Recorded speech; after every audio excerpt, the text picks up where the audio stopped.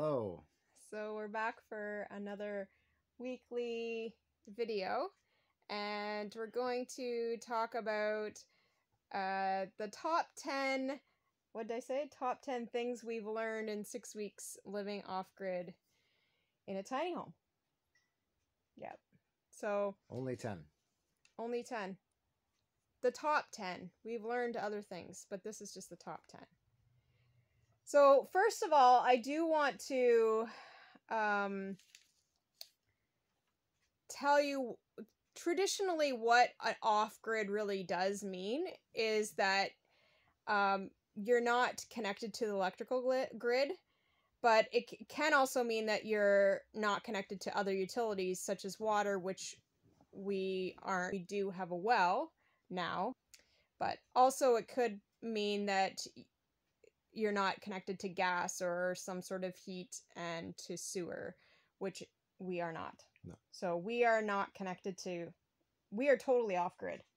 But the real thing is that no one is going to be Yeah. here off grid, away from all the highways, away from all the stores.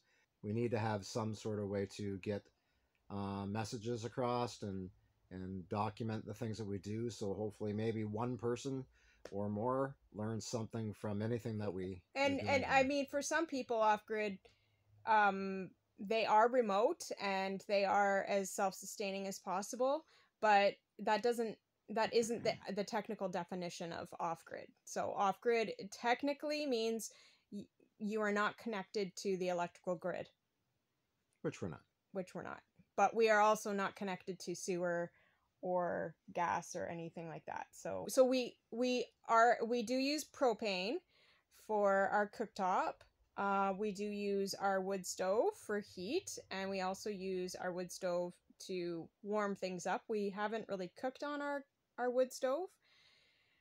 And we use a generator when our solar isn't working because we don't have enough sunlight. So currently we have solar, but it's not substantial enough to support all day, every day, especially in the winter. So, so that I just wanted to kind of get that off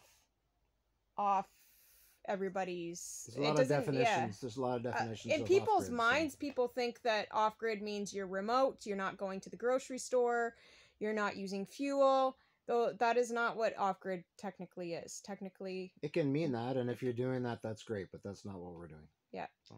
But anyways, I just wanted to kind of that's what off-grid is. So top 10 things that we've learned in 6 weeks. You're number one. What's number one?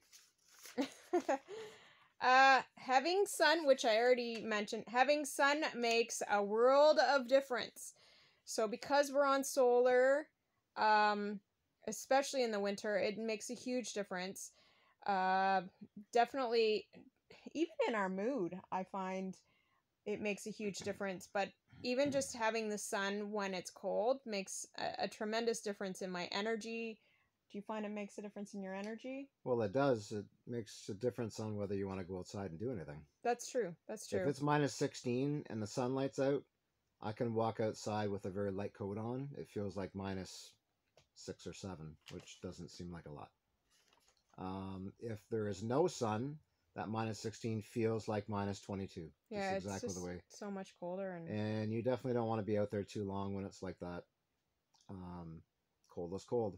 Yeah. And I just like to have the cold steady and not have the back and forth with.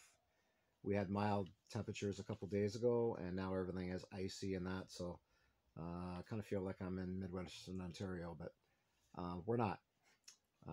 Okay. Anything else on that one? I think we're good with that one. I mean, obviously you get vitamin D if you're out in the sun. So, but solar, that's our power. So it makes a huge difference when we have a sunny day. All right, number two. Number two. We don't use a fridge in the winter. Okay, so we don't use a fridge in the winter. We have the fridge sitting here. It's a very high efficient fridge. But because the solar system is so low, so small, we can't incorporate that with. If we did, we'd be running the fridge 3/4 of the time. We'd have no solar for anything else. So how do we What do we use? We use coolers. We have two. We're going to get another cooler, but we have a big cooler and a small cooler sitting outside our door. And we put all our things in there, and it keeps it nice and cool. Sometimes it doesn't work out so great. You know, when you put salads in there, they freeze, and all of a sudden they're good for stir fry. But at least they're good for stir fry. I mean, if it was in the summer, this would be totally different, and the solar system would be different. But right now, we're trying to get through the season without any changes with the solar or anything drastic. So that's what we got. So we have to use powdered greens, things like that with our shakes. Frozen vegetables. We get frozen vegetables from the store once we go to Thunder Bay.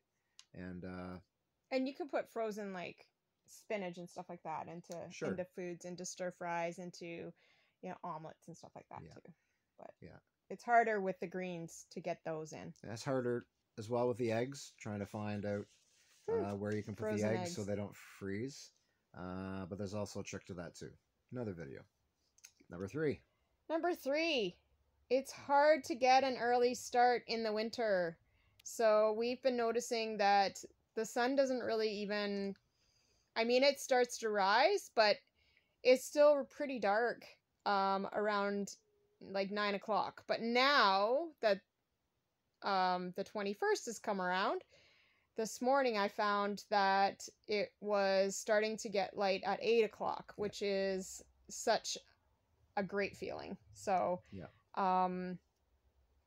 unless you have a routine or pets and livestock to keep you getting up and getting out and doing those things, then it's not so much of, but it's just harder to get started, I find. And you have to remember too, once 4 o'clock hits, you only have an hour, and it gets cold and it gets dark.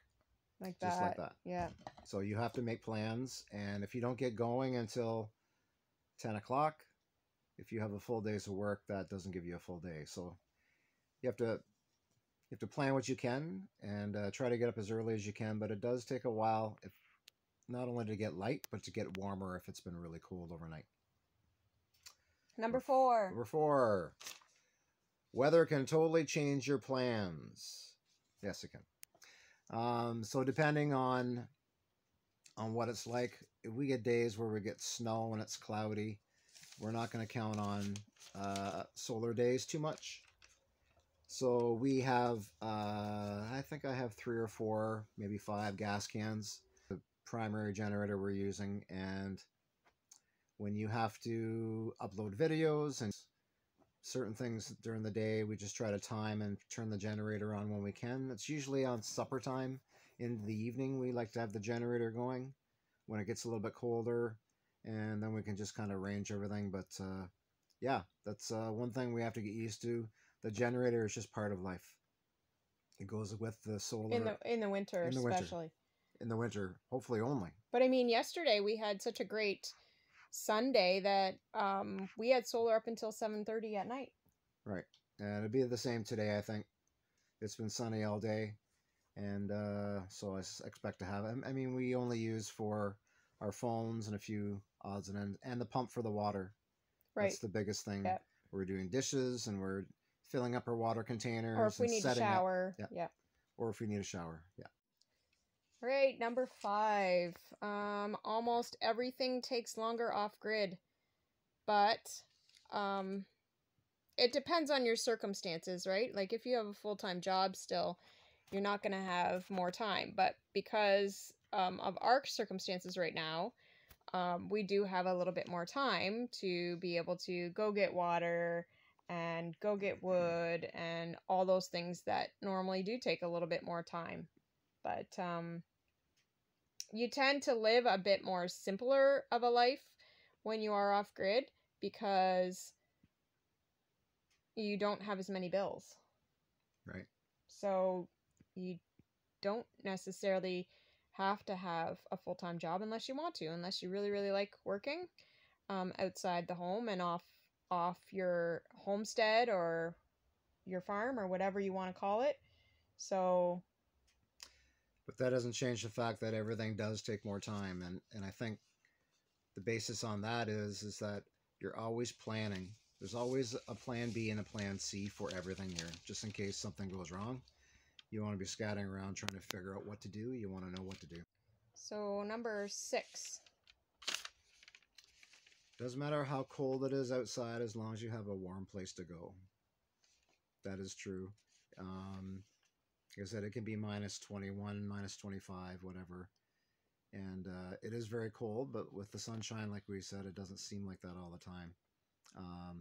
But when you come in, that's leads us into the next thing. When you come in, you need something warm and warm all the time. We have our wood stove continuously running. It never goes out. So the big deal about this is we use birch up here. There is no hardwood up here, so birch is basically your hardwood. So that's what we use. We have wood that was is underneath a tarp with wood that was stacked here before we got here. That'll be the last time I do that this year. Unfortunately, Gail, who we don't like too much, but when she comes around, she blows the snow and that up under the tarp and all around, and it crystallizes the wood and makes it wet and makes it take longer to dry the wood. So next year we have a big coverall that we can actually fit a car into. So I'm going to set that up in the spring, and we're going to have our wood inside there stacked nice and dry, and then probably a spot for the four-wheeler too. So again, plans. This is our first season, Winter, so yeah. you know, we're doing what we can. But we have to make sure, I have to make sure that the wood gets in the crib and make sure the wood gets in to the wood stove. So one side will be the dry stuff. The other side will be the stuff that's drying. And hopefully by that night or the next morning, everything will be dry enough that we can just continue to use. Because the last thing you want to do is have your wood stove start to smoke or not keep going 2 o'clock in the morning when it's really cold. So, all right. Number 7. Take one day at a time and make your lists, your to-do lists, realistic. Obviously, your goals need to be realistic as well, but this is our first season here, and it happens to be the hardest season, the winter season. And there's not a lot you can do outside unless it's just your normal maintenance stuff, like getting wood and that kind of stuff. So, I mean, to be able to do work on the house, that's just not a realistic thing. No. Especially in a tiny home, there's things that we need to do inside, but most of it is finishing off drywall. I'm not going to do that in the winter because it just doesn't make sense to do that in a small space. We need to be able to have the opportunity to take stuff outside and then be able to clean it up. We also have pets, so we have a dog and 2 cats. Drywall dust and mudding and everything else is not something we want with a full house. So that'll have to be something that gets done in the other seasons, and we can work out a schedule for that. But we're also thinking about the solar as well. Like, we will have more power come the summer, and just we'll have longer days as well. So it just makes more sense to be able to just do more projects in the summer. Yeah. So exactly. Okay, number 8. When you have a small space, a wood stove, it can get very warm. So there's a little trick that Liz has devised that it does get very warm, but if you do not empty out the ashes right away or all the time, and you let it build up a little bit, the fire still goes, but it just burns at a lower temperature, which is really nice. Until Gale comes around and starts blowing in the night and everything else. And now if you don't have that box cleaned out and just very little ashes in it, sometimes it doesn't want to burn at all. It doesn't want to burn at all, and it blows the smoke back in the house. So you really have to watch the weather. The weather is something that we look at 3 or 4 times a day because it changes so much, just to make sure that we're not forgetting important things. Going out and clearing our trails and four-wheeling and doing other things is important, but the most important is our basic necessities, which is heat and making sure that we have something to eat and we have the ability to cook and stay warm. So And water. And water. And soon we'll be able to have that water instantaneously. But right now we have to wait for the pump and wait for to be able to hose it over. So something I also have found that if you try to use really big pieces of wood at night, then it doesn't get quite so hot. So, but we tend to, depending on the temperature, we tend to have the window open all the time, which we do right now, as you can see. Just random, getting certain pieces of wood and crawling under the tarp and finding what you can every day. Number 9, something we found out. We live in the land of chaga. And Chaga!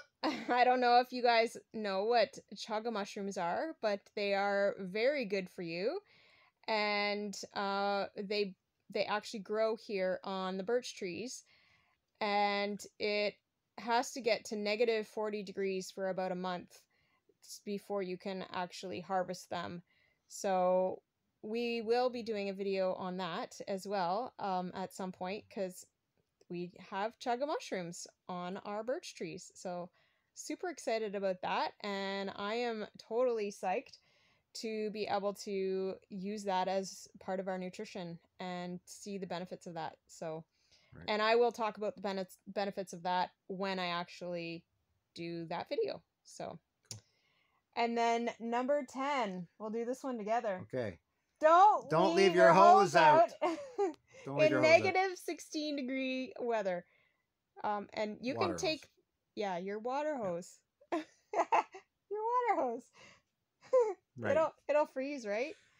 And on that note as well, as you can see, I do have cotton in my ear. So Liz was a little silly, and I didn't wear a hat.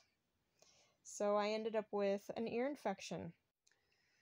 She went out for a few minutes just to scrape off the windows of her car and came back in. So it's not like she was out for hours, maybe 5 minutes. And that's all it took. It gets really cold, and gale is not friendly, and it can get really windy really fast. And there you go, earaches. Yeah, if you haven't watched our other videos, we mean the northern gales, which is the really high winds, and they're gusts of winds. And if you haven't watched We Face the Gales, that's a pretty funny beginning there. I can't even talk. It's like my face is frozen. And last but not least, I know we've already done 10, but make sure you have fun. We try our best just to have fun, be optimistic, and look for the positives, right? Like, every day might not be good, but there's something good in every day. So absolutely. Yeah. And don't forget, life's too short. Take any adventure you can. It's so cold. That's right. Why did you say that? Okay. Roddy, you too? Charlie, it's so cold outside. How cold is it?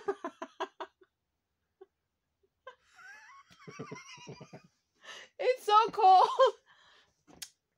I saw the politicians putting their hands in their own pockets. No. Wow. It was so cold out today. How cold was it? I burnt my piano and I only got 2 chords. 2 chords. I'm sorry.